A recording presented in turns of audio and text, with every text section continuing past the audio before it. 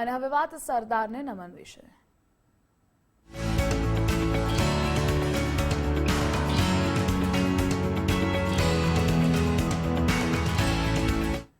Unity March પદયાત્રા આણંદના આકલાવથી નીકળી સરદાર પટેલની 150મી જન્મ જયંતિ નિમિત્તે આયોજન છે।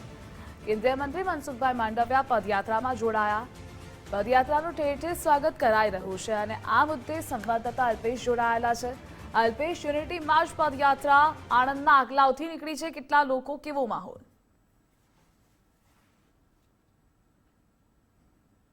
તો કરમસદથી કેવડિયા સુધી સરદાર પટેલની જે જન્મ જયંતિ છે 150મી તેને દ્વારા એક જે પદયાત્રા છે તેનું આયોજન કરવામાં આવ્યું છે અને આ જે પદયાત્રા છે તેને આખા રૂટ ઉપર લોકો છે તે સ્વાગત કરતા જોવા મળ્યા છે।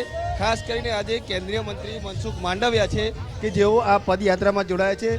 ગઈકાલે પણ એસપી શ્રી બઘેલ જે કેન્દ્રીય મંત્રી છે તે રહ્યા હતા। સાથે સાથે BL વર્મા અને જે તમિલનાડુના જે રાજ્યપાલ છે તે પણ ઉપસ્થિત રહ્યા હતા। આજે વહેલી સવારથી જ આ જે યાત્રા છે તે આકલાવથી નીકળી અને ઉમેટા તરફ જઈ રહી છે। સાથે સાથે વાત કરવામાં આવે તો જે રીતે યાત્રાનો આખો રૂટ છે કે જ્યાં તમામ લોકો છે તેમના દ્વારા સ્વાગત કરવામાં આવી રહ્યું છે, અભિવાદન કરવામાં આવી રહ્યું છે। જે રીતે સરદાર પટેલની જે ગાથા છે તે પણ વર્ણવવામાં આવી રહી છે। ઉમેટા ખાતે પણ એક જાહેર સભાનું આયોજન છે તે કરવામાં આવ્યું છે અને મોટી સંખ્યામાં લોકો છે તે આ જે પદયાત્રા છે તેની અંદર જોડાય છે। સાથે સાથે વાત કરવામાં આવે તો સ્થાનિક જે નેતાઓ છે તે પણ આ જે પદયાત્રા છે અને તેની અંદર જોડાય છે। સતત આખો આ જે રૂટ છે કે જ્યાં તમામ લોકો છે ત્યાં ઠેર ઠેર સ્વાગત કરી રહ્યા છે અને એક ઉજવણીનો માહોલ હોય તેવા દ્રશ્યો છે તે અહીં જોવા મળી રહ્યા છે।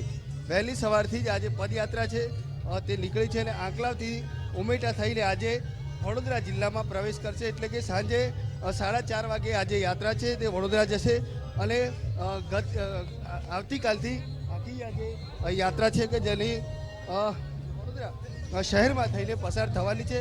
ત્યારે ખાસ કરીને આજે 3 દિવસ એટલે કે આજે આણંદ જિલ્લામાં ત્રીજો દિવસ છે અને તમામ લોકો છે કે જ્યાં આખો રૂટ છે ત્યાં લોકો સ્વાગત કરતા જોવા મળી રહ્યા છે, અભિવાદન કરતા જોવા મળી રહ્યા છે।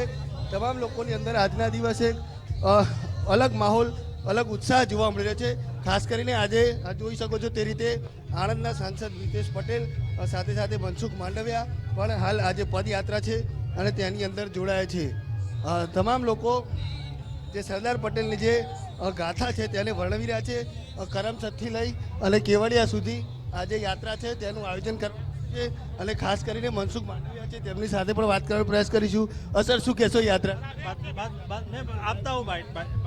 બિલકુલથી આપ જોઈ શકો છો તે રીતે હાલ જે કેન્દ્રીય મંત્રી છે તે પણ આ યાત્રામાં જોડાયા છે અને હાલ આજે યાત્રા છે ત્યાં ઉમેટા જશે અને ઉમેટા જાહેર સભાનું આયોજન કરવામાં આવ્યું છે। તમામ લોકો છે કે જ્યાં ઠેર ઠેર સ્વાગત કરતા જોવા મળી રહ્યા છે, અભિવાદન કરતા જોવા મળી રહ્યા છે અને હાલ પણ જે રીતે મોટી સંખ્યામાં જે લોકો છે ત્યાં યાત્રામાં જોડાયા છે। અલગ અલગ રાજ્યોમાંથી પણ આજે યુનિટી માર્ચ છે પદયાત્રા તેની અંદર ભાગ લેવા માટે લોકો પહોંચ્યા છે, હાથમાં તિરંગો લઈ અને આ જે પદયાત્રા છે તેમાં જોડાય છે। તમામ લોકોની અંદર એક અલગ ઉત્સાહ, અલગ માહોલ આજના દિવસે જોવા મળી રહ્યો છે અને આ દ્રશ્યોમાં જોઈ શકાય છે કે કઈ રીતે લોકો છે તે આ પદયાત્રાની અંદર જોડાયા છે। જી અલ્પેશ, જોડાવા બદલ આભાર આપનો।